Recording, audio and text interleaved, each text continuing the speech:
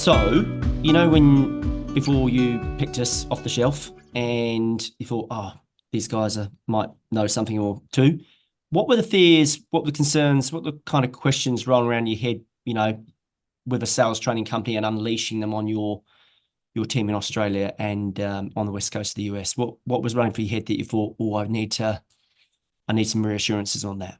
I was a bit scared that we didn't know what we didn't know.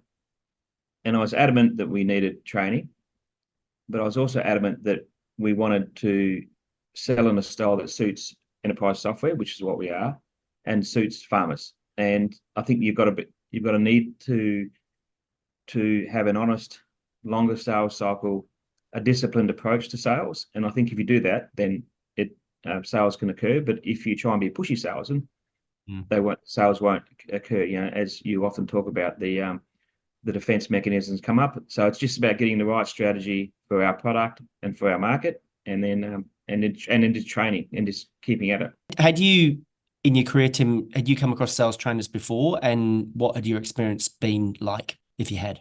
We looked at one earlier a few years back, but didn't ever do anything because we just didn't think it was right. It was more for either quicker products or car salesmen. So it's just we're adamant that we wanted something specific for farmers or the agricultural market, and you're the only one we've sort of come across. Yeah, cool. Unlucky for you, right? So, so on that, what were the changes, or what are the things that struck or resonated with you most? Because obviously you've been very good to us, and you've retained us now for a number of years.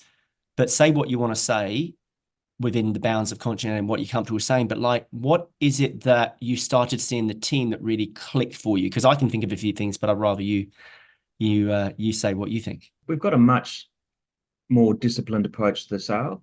We've got a much better strategy around really finding out what the problems are for the customer and really trying to change our focus on having the customer, trying to sort the customer's problems out, but then and target them and take the conversation away from cost and make it about investment in the product. And that's what we want to do. So it's just strategically having the right strategy, having the right discipline in the sales process. Our sales can be 6, 8, 10 touch points for a sale. So it's not quick, but it's just making sure that, and you often say it's a transfer of trust, and it is literally a transfer of trust from, our product, their success, and here's how we can, add value to your business. So.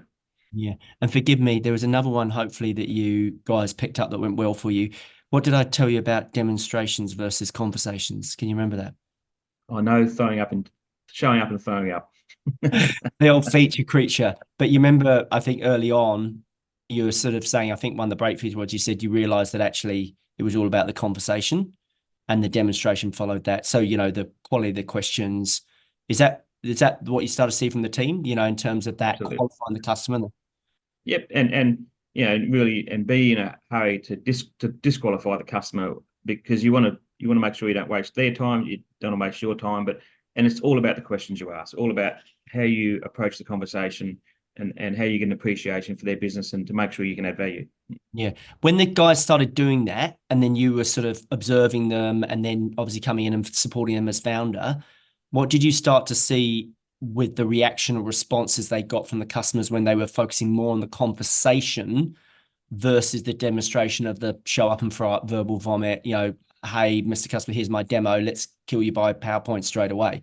What did you see from the customer? What was the reward when they invested in the conversation first before the demonstration?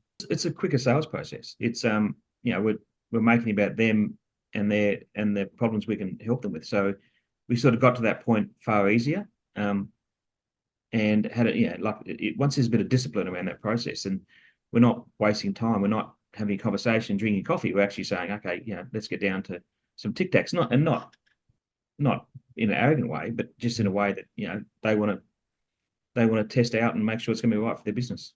Yeah, and I think the team really cracked on the concept of buyer safety and non-assumptive selling, and that curiosity and those questions and the conversation, which then the reward was, like we've spoken about, is the customers then tell you their reasons for buying or not buying. So you're either qualifying or disqualifying, which are two equal data points, right? Absolutely.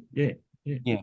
So, what other outcomes did you start to see? What wins do you think have helped along the way? what changed? What were the outcomes you started to see from the team when we started really get into them on the training? Well, I think originally we had all the hallmarks of a sales process built on an entrepreneurial founder, so there was nothing.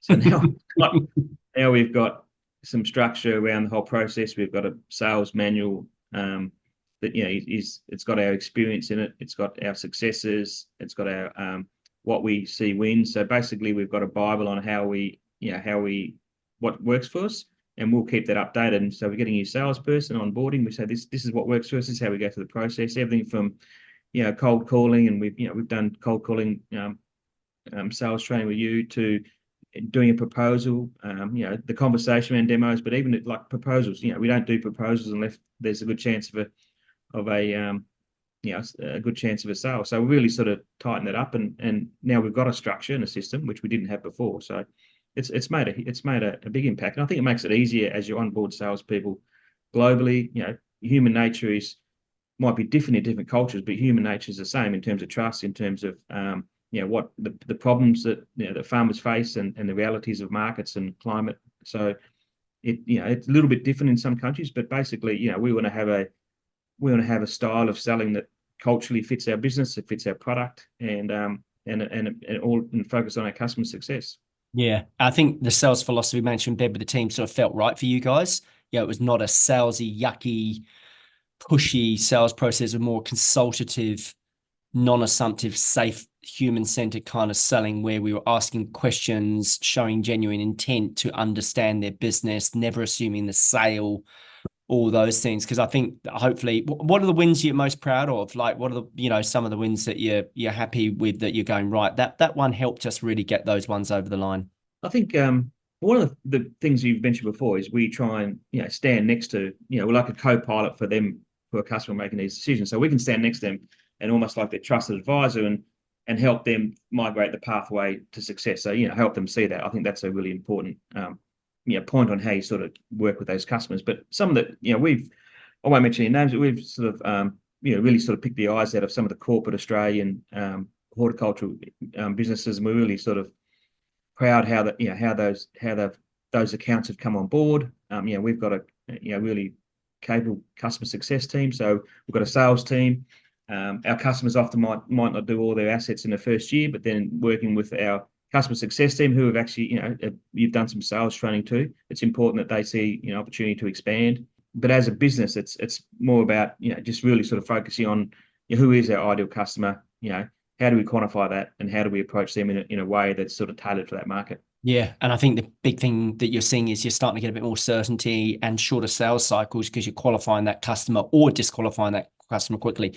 So Tim, you've been very good to us, especially to me. You've been very good referring me to all and sundry, which I probably owe you, a case or two of decent New Zealand Pinot. But what I would say is, what would you say to others that were in your space, your peers? And I know you've already kindly done this to me informally, but if you were talking to them, how would you describe the experience you've had with us, what it's been like, and what would your advice be then? What would you say to them? I'd say have a conversation with you, and if they don't think there's any need for it, then they're not the right person for you, or they can't sell. I mean, one of the greatest lessons that you've talked about is loss aversion. And if you don't get the psychology of a purchaser right, then you've got no hope. And if you want to be a pushy salespeople and try and close, and all the things that the 80s sort of spoke about, then you're not going to have any chance. So I absolutely recommend having an initial conversation with you, and then go from there. We might even give them your phone number as well, Tim. I wouldn't do that to you. I wouldn't do that to you. No, Tim, super grateful for the support you've given me over the years. Love working the team.